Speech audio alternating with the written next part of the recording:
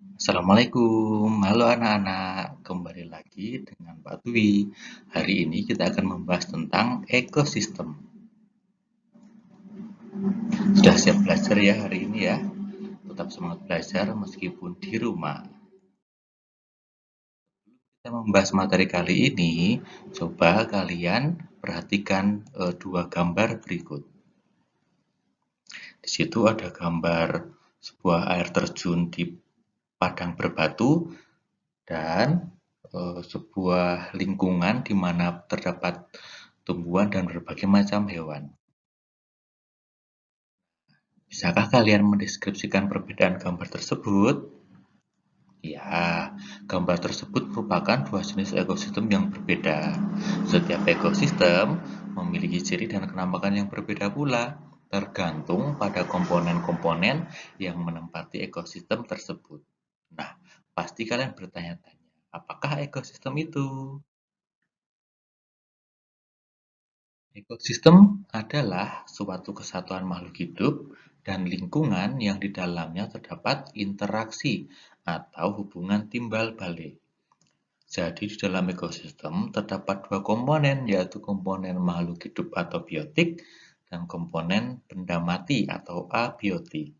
Kedua komponen tersebut berinteraksi menghasilkan hubungan timbal balik dan saling mempengaruhi. Sekarang kita akan menganalisis komponen biotik. Apa saja komponen biotik itu? Tentu saja komponen biotik adalah komponen yang hidup atau makhluk hidup. Di dalam ekosistem, banyak komponen hidup, misalnya tumbuhan, hewan, mikroorganisme, bakteri, dan jamur. Komponen abiotik berbeda dengan komponen abiotik. Komponen abiotik adalah komponen yang tidak hidup atau benda-benda mati. Tentu saja di sekitar kita banyak benda mati, misalnya cahaya matahari, batu, tanah, air, udara, dan lain-lain. Nah, sekarang coba kalian perhatikan bacaan berikut. Silakan disimak ya.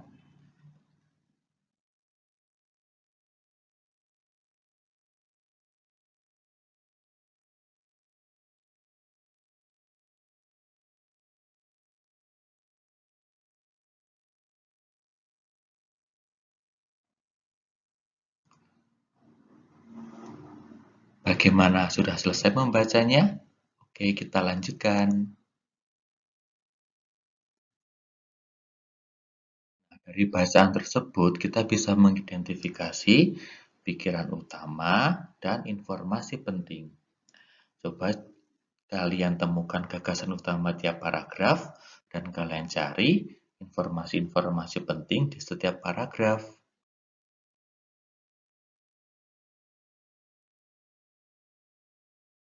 Kemudian tuliskan temuan kalian pada buku masing-masing. Kalian bisa membuatnya pada tabel, pikiran utama, serta informasi penting. Untuk bacaannya nanti bisa saya bagikan di grup WhatsApp ya.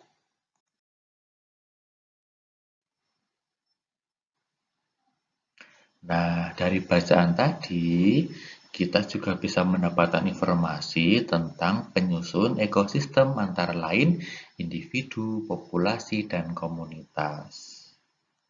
Apa itu individu? Individu adalah organisme tunggal, contohnya seekor semut. Sedangkan populasi adalah kumpulan dari individu-individu sejenis, contohnya sekelompok semut. Nah, sedangkan komunitas adalah kumpulan dari beberapa populasi, misalnya komunitas serangga yang terdiri dari populasi semut, populasi lebah, dan populasi belalang. Sudah paham anak-anak? Oke, beberapa jenis hewan ada yang memilih untuk menyendiri atau individual, dan ada juga hewan lain yang berkelompok atau berkoloni. Kemudian kita akan membahas interaksi dalam ekosistem. Di dalam ekosistem terjadi interaksi antara komponen-komponen ekosistem. Interaksi tersebut dapat berupa interaksi komponen abiotik dengan komponen biotik atau antar komponen biotik. Interaksi antar komponen biotik dan abiotik misalnya antara air dengan tumbuhan. Tumbuhan membutuhkan air sebagai bahan baku fotosintesis, sedangkan keberadaan tumbuhan ini juga sangat mempengaruhi ketersediaan air. Nah, interaksi antara komponen biotik di dalam ekosistem dapat terjadi melalui peristiwa makan dan dimakan. Pada peristiwa makan dan dimakan akan terjadi aliran perpindahan energi antar makhluk hidup. Nah, berbicara tentang makan dan dimakan, kita bisa mengelompokkan beberapa hewan berdasarkan jenis makanannya. Menurut jenis makanannya, hewan dikelompokkan menjadi 3 jenis, yaitu herbivora, karnivora, dan omnivora. Kita akan bahas satu persatu ya. Adalah hewan pemakan tumbuhan atau makanannya berasal dari tumbuh-tumbuhan. Bisa berupa buah, biji-bijian, daun, rumput, batang bunga, bahkan nektar. Sedangkan contohnya antara lain sapi, kambing, kerbau, gajah, jerapah, dan kuda. Bisakah kalian mencari contoh yang lain? Coba dicari ya. Selanjutnya, karnivora adalah hewan yang sumber makanannya berasal dari hewan lain. Bisa berupa dagingnya, telur, darahnya, bangkai, maupun seluruh bagian tubuh hewan. Nah, contohnya antara lain serigala, singa, harimau, anjing, buaya, ikan hiu. Kemudian contoh lain bisa dicari sendiri ya. Omnivora memakan makanan dari segala jenis sumber makanan, bisa berupa tumbuhan maupun hewan. Disebut juga omnivora adalah hewan pemakan segala. Contohnya tikus, bebek, ayam, beruang, babi, monyet, burung gagak, ikan lele, dan lain-lain. Bagaimana dengan hewan yang memakan serangga? Kalian pasti tahu ada hewan yang sering memakan serangga, atau disebut dengan insektivora. Kali ini kalian harus berdiskusi dengan teman atau orang tuamu di rumah ya, tentang hewan insektivora.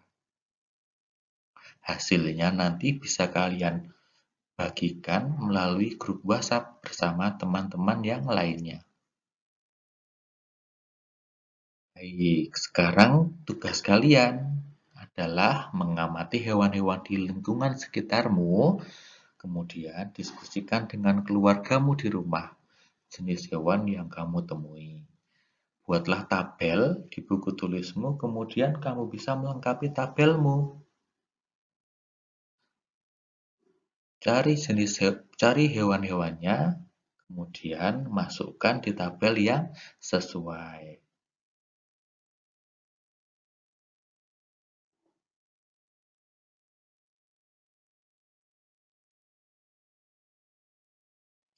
Nah, kesimpulan ke hari ini, mari kita simpulkan bersama. Yang pertama, ekosistem adalah kesatuan makhluk hidup dan lingkungan yang terdapat interaksi di dalamnya. 2. Dalam tiap paragraf pasti memiliki pikiran pokok. 3. Informasi penting bisa kita temukan dalam paragraf. 4. Berdasarkan jenis makanannya, hewan dikelompokkan menjadi 3 jenis. Oke, kita renungkan bersama. Ekosistem harus kita jaga keseimbangannya, karena ekosistem sangat vital dalam kehidupan kita. Jika keseimbangannya tidak terjaga, maka akan terjadi kerusakan. Misalnya kodok adalah pemangsa hama tanaman padi. Maka ketika kodok jumlahnya berkurang, hama padi akan berkembang dengan cepat. Ular adalah pemangsa tikus. Maka jika ularnya diburu dan semakin sedikit, tikus akan berkembang pesat. Kerusakan ekosistem lingkungan dipicu oleh ketidakseimbangan ini. Kerusakan di bumi, lahat, dan laut disebabkan oleh perilaku manusia. Jika tidak melakukan introspeksi terhadap tindakannya, maka kerusakan akan semakin bertambah. Pesan Pak Guru, internet menjadi teman belajar kita. Selain materi yang disampaikan oleh guru, kita bisa menambah ilmu pengetahuan melalui berbagai media elektronik, baik berupa video YouTube, pencarian Google, dan masih banyak lagi. Pak Guru berpesan untuk memanfaatkan gadget kalian, selain untuk berkomunikasi, juga untuk menyampaikan informasi, bisa juga berdiskusi dan berkolaborasi dengan teman, dengan Pak Guru, maupun dengan orang tuamu di rumah. Jangan lupa menggunakan gawai kalian dengan bijak. Maksimalkan penggunaan gadget kalian untuk mendukung pelajaran. Gunakan dengan bijak, maka berjuta manfaat akan kalian. Demikianlah kegiatan belajar kita hari ini. Sampai jumpa di hari berikutnya. Untuk pertemuan selanjutnya, kita akan mendalami lagi tentang ekosistem dan informasi penting dalam sebuah paragraf. Persiapkan diri dengan baik ya. Anak hebatku, tetap semangat belajar di rumah. Terima kasih. Assalamualaikum warahmatullahi wabarakatuh.